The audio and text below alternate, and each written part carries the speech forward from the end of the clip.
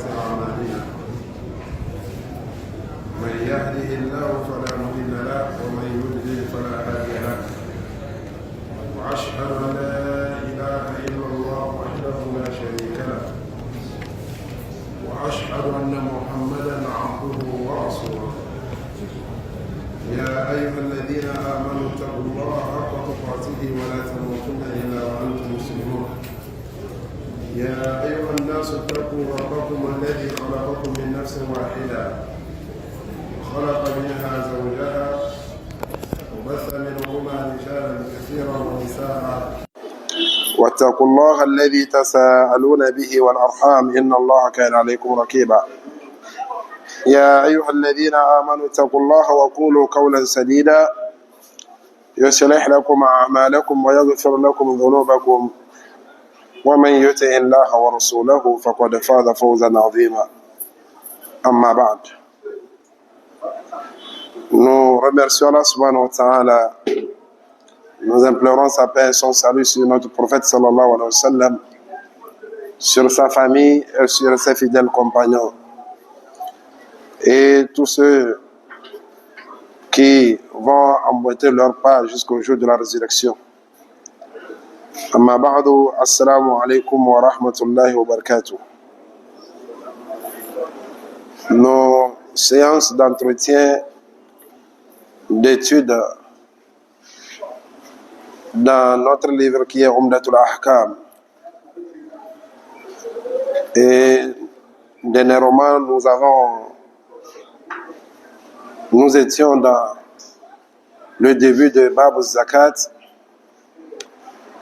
un chapitre qui nous enseigne, qui nous parle de la zakat, l'aumône obligatoire, qui est l'un des piliers de l'islam. Et à cause de la fête, nous avons mis pause. Et par la grâce d'Allah subhanahu wa ta'ala, aujourd'hui, nous allons reprendre. Et nous intercédons auprès de notre Seigneur avec cette assise bénie. Que Allah subhanahu wa ta'ala accepte toutes nos adorations, tous nos cultes durant ce mois de Zulhijjah, plus précisément les 10 premiers jours. Et les sacrifices que les uns et les autres ont fait, que Allah subhanahu wa ta'ala accepte et met dans notre balance de bonnes œuvres. Comme je venais de le dire, nous sommes dans le chapitre de la zakat. Et nous avons lu le premier hadith de ce chapitre après l'introduction.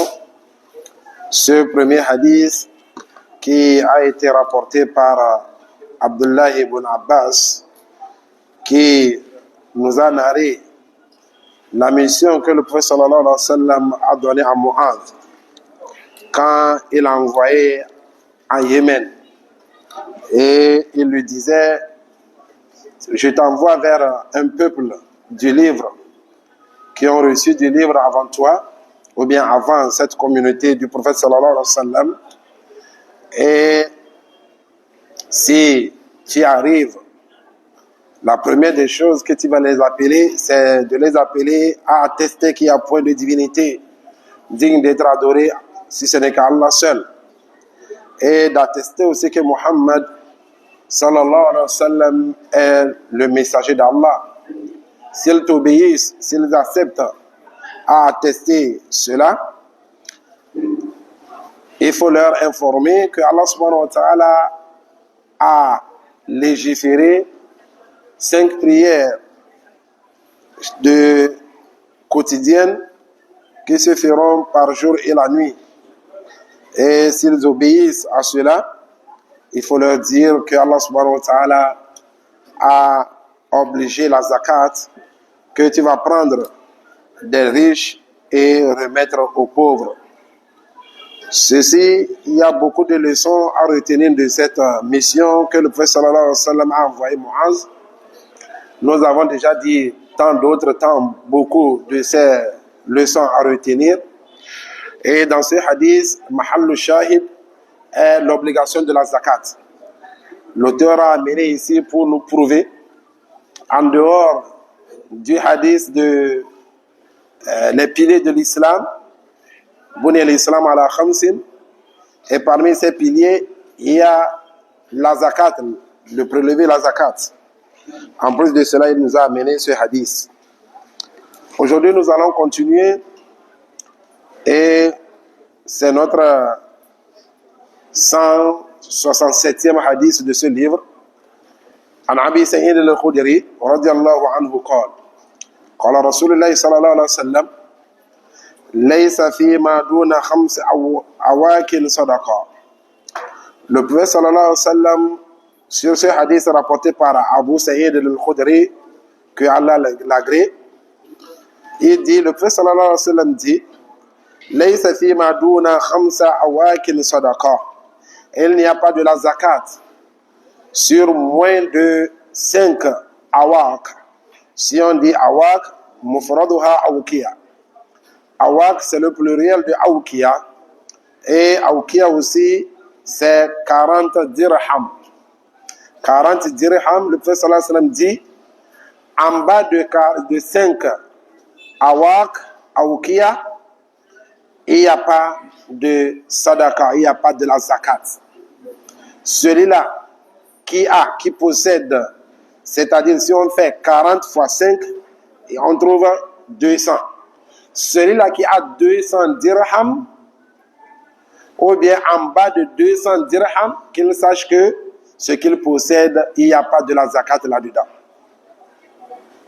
Et on viendra donner l'équivalent de tout ceci dans notre monnaie actuelle, ou bien dans les grammes de l'or et de l'argent. Donc, et voilà fi maduna khamsi zawdin sadaqa. Et le prophète sallallahu alayhi wa sallam dit aussi, en bas de 5 chameaux, celui-là qui possède en bas de 5 chameaux, il n'y a pas de la zakat sur ces chameaux-là. Si tu as 4 chameaux, 3 chameaux, 2 chameaux, sache que la zakat, tu ne dois pas prélever la zakat de ces chameaux-là. Mais si ça atteint les 5, on viendra aussi dire dans les leçons à retenir de ces hadiths, si tu as 5 chameaux, combien tu dois prélever, ou bien qu'est-ce que tu dois prélever comme la zakat de ces 5 chameaux-là. Voilà fi maduna khamsati awsuki sadaqa. Et aussi, celui-là qui a en bas de 5 awsuk. Si on dit awsuk, un wasak, le pluriel c'est awsuk. Donc, si on dit al-wasaku, c'est situna sa'a, c'est 60 sa'a. Si on dit sa'a, c'est l'instrument de mesure avec lequel on prélève la zakat al-fitr. Il y a 2 types. Il y a al-mud, il y a as-sa'a. 4 mud, c'est un sa'a. 4 mouds, ce sont les petits. Dans le mois de Ramadan, en fin du mois de Ramadan, tu vas voir les gens commencent par vendre cela. 4, les petits, 4 font le grand 1. Donc le grand là, ça équivaut aussi à un bol de chez nous, d'ici. L'instrument, le bol de maïs, ce qu'ils prennent pour mesurer, le bol de maïs, mais sans mettre trop à plat. Les 4 mouds font ce bol, ou bien le sort est égal à ce bol de maïs que les femmes mesurent avec dans les marchés.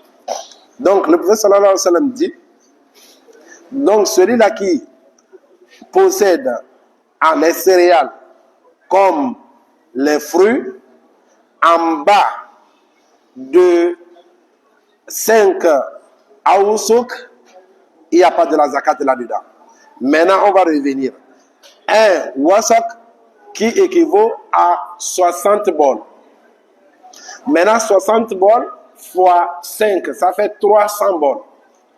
Tout celui-là qui a cultivé un champ, que ce soit le champ de maïs, d'haricots, d'arachide, de mil, et au moment de la récolte, tu as pu récolter 300 bols, sache que tu dois prélever la zakat. Tu dois prélever la zakat. Mais au moment de la récolte, tu n'as pas pu récolter ce qui équivaut à 300 bols, sache qu'il n'y a pas de la zakat là-dedans.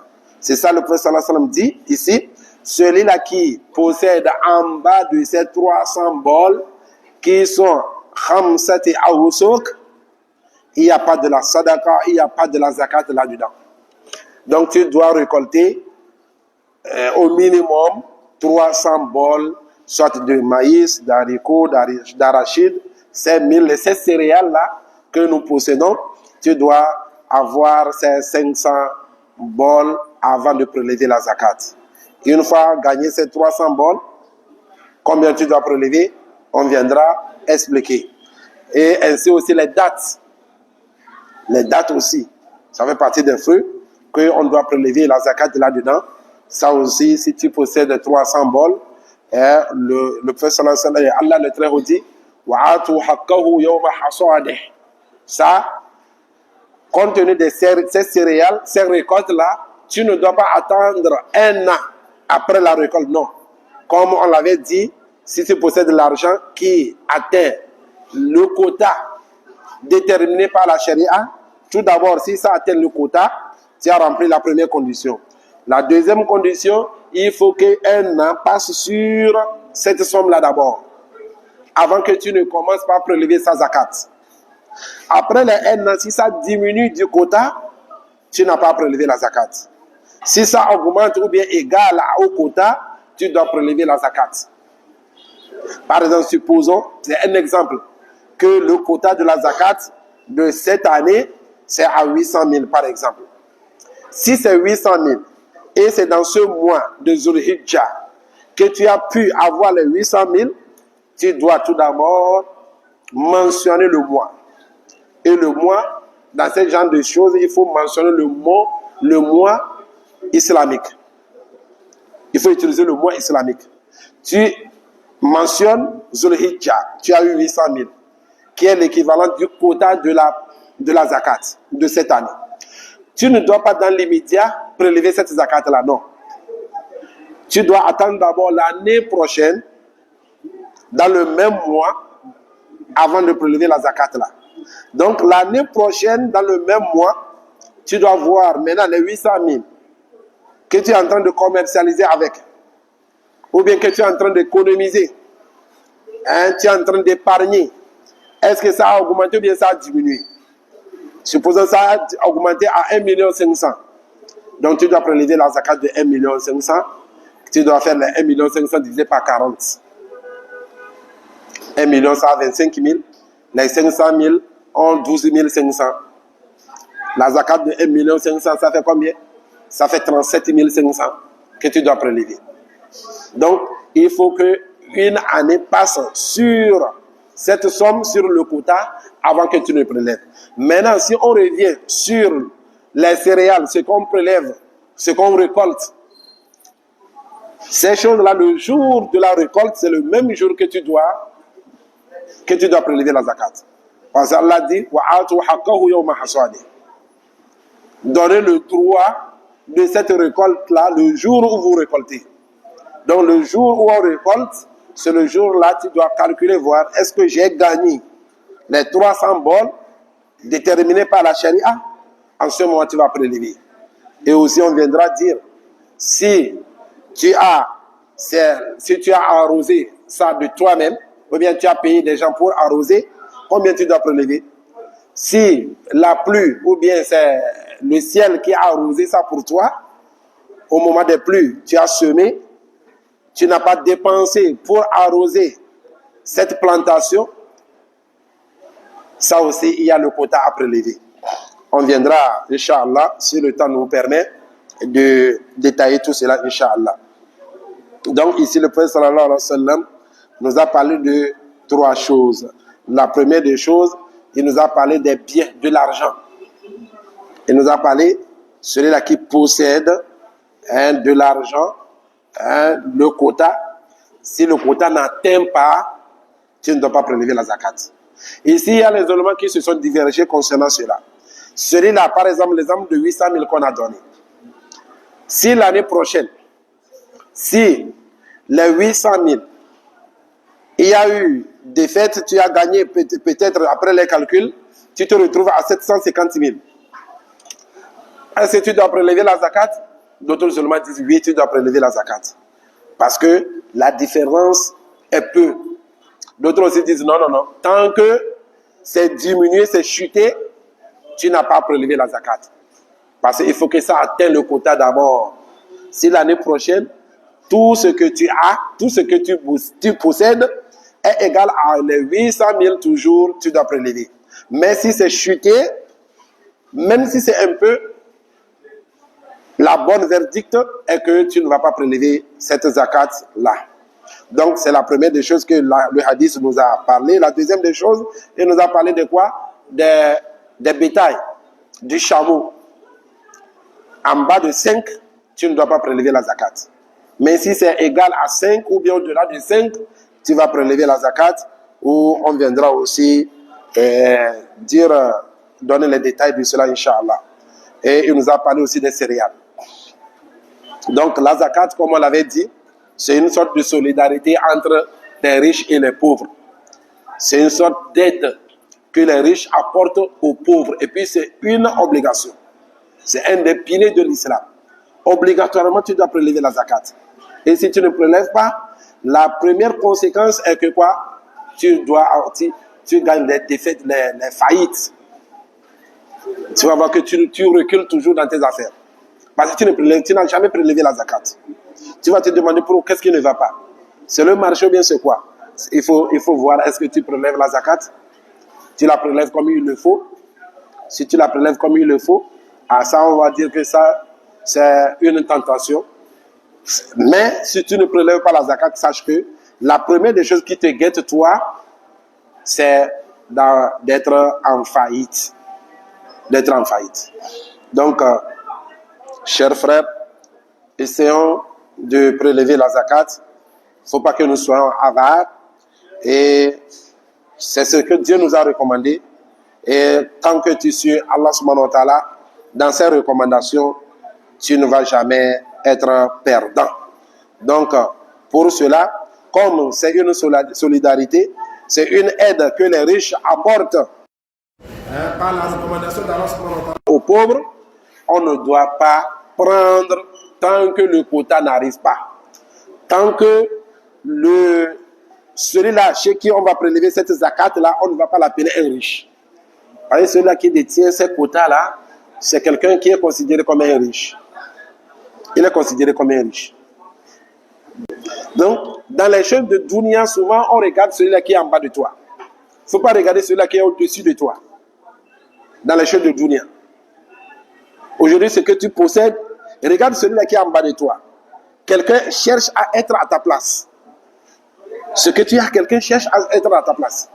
Donc, regarde celui-là qui est au-dessous de toi et non celui-là qui est au-dessus de toi.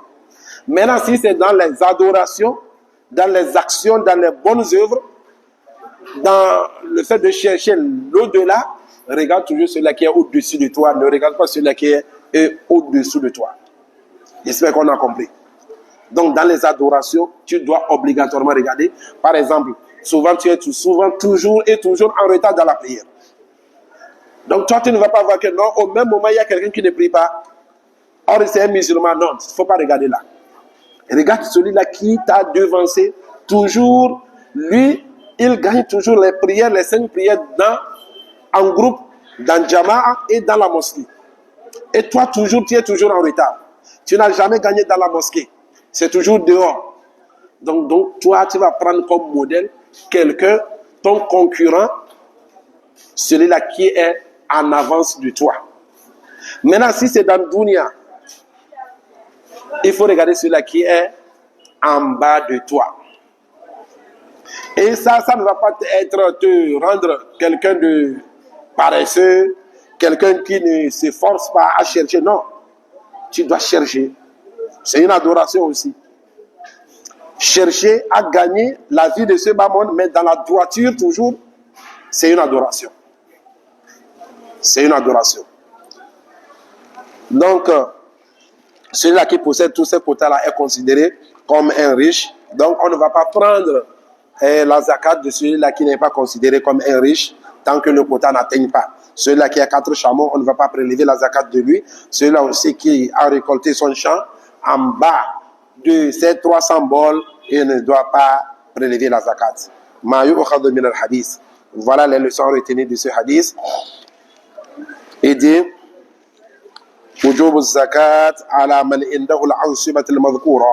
l'obligation de la zakat à tout celui-là, à quiconque, ou bien à quiconque qui possède ces biens qu'on a énumérés. L'argent, c'est un bien. Les chameaux, c'est les bétails, ce sont des biens, y compris aussi les céréales, la récolte des champs, ce sont des biens aussi. Donc, ceux-là qui possèdent tous ces biens et que le quota atteint, eux, ils sont dans l'obligation de prélever la zakat. Ou bien ils possèdent quelque chose qui est considéré comme ses biens.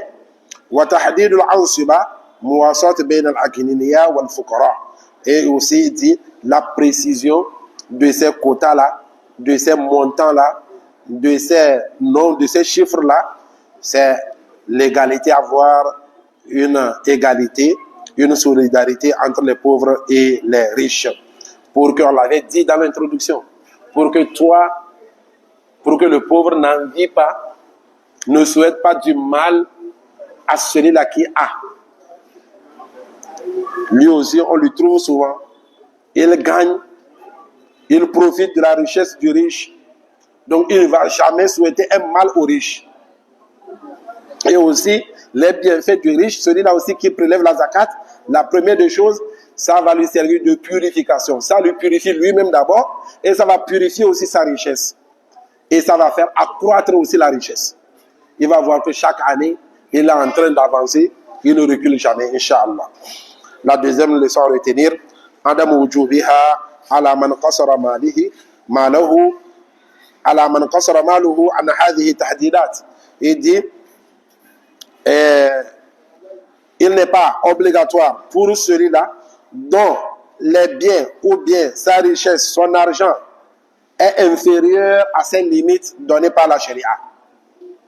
Ces limites, 5 chameaux, ainsi de suite. Ces limites-là, s'il a des chameaux inférieurs à 5, la zakat n'est plus obligatoire sur lui. Wahakal Ibn Munzir al-Ijma. Ibn Munzir, il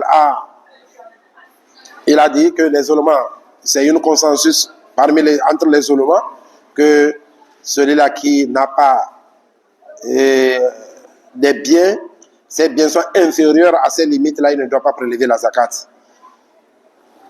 وحكى ابن منذر على الإجماع على أن الزكاة لا تجب فيما دون 5 أوسق مما تنبت الأرض وإمام مالك يصالح بالنقص اليسير. C'est ce qu'on disait. Les ulémas se sont divergés s'il y a une légère différence. S'il y a une légère différence, Imam Malik lui voit que non, tu dois prélever.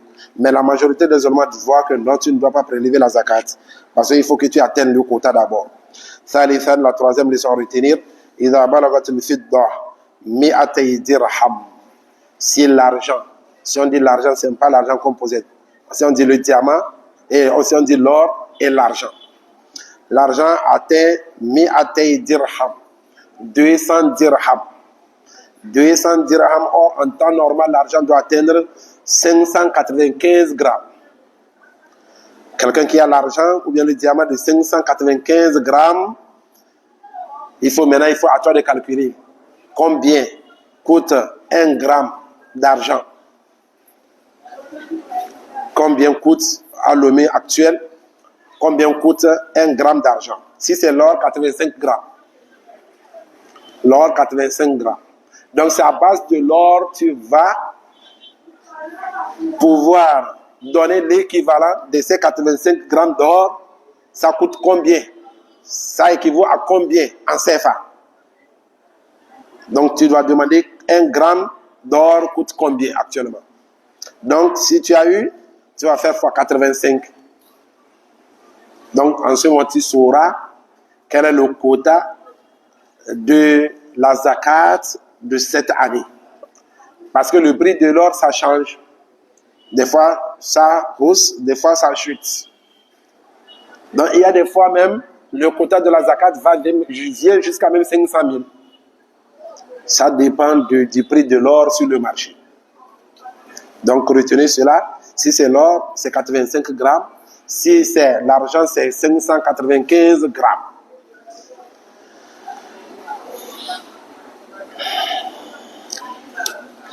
Donc il dit وإذا بلغت الإبل إبل خمسا ففيها الشاة. Si le chameau atteint, quelqu'un possède 5 chameaux, il doit donner un mouton. Un mouton. Lui, en ce moment, ce n'est plus l'argent qu'il va prélever, mais c'est un mouton. Celui-là qui possède 5 chameaux, on avait dit dans le hadith, le prophète sallallahu alayhi wa sallam dit, inférieur à 5, il n'y a pas la zakat. Mais égal à 5, voilà ce que tu vas prélever comme zakat, ce n'est pas l'argent, ni un chameau, mais plutôt un mouton. Tu vas prélever un mouton comme la zakat. Donc, wal ashara, donc de 5, si cette année tu as 5 chameaux, mâle comme femelle, tu vas prélever un mouton. Maintenant, si jusqu'à l'année prochaine, et tu as 8 chameaux, ou bien 9 chameaux, ça n'atteint pas encore 10, toujours tu vas prélever encore l'année prochaine. Tant que ça n'atteint pas 10, tu vas prélever encore un mouton. Mais si c'est jusqu'à l'année prochaine, après que tu as prélevé un mouton cette année, l'année prochaine, si ça atteint 10, ou bien dépasser 10, 11, 12, si ça atteint 10, tu dois prélever 2 moutons. Voilà, ashara shatan. Celui-là qui a 10 chameaux, il doit prélever 2 moutons. Wal khamsatu ashar, celui-là qui a 15 chameaux, il doit prélever 3 moutons. Il doit prélever 3 moutons. Wal ishruna arba ashya. Celui-là qui a 20 chameaux, il doit prélever 4 moutons. فإذا بلغت 25, si ces chameaux atteignent 25, donc tu vois de 5, 10, 15, 20, tout cela tu vas prélever toujours chaque 10, chaque 5 tu dois prélever un mouton. Donc jusqu'à 20 tu dois prélever 4 moutons. Donc si ça atteint 25, فَفِيهَا بِنْتِ مَخَادٍ مِنَ الْإِبْلِ, tu dois prélever une chamelle qui s'appelle Binti Makhad. Binti Makhad, c'est une chamelle qui a un an plein et qui est dans sa 2e année. La chamelle elle a un an, mais déjà un an est déjà dépassé. Elle est dans sa 2e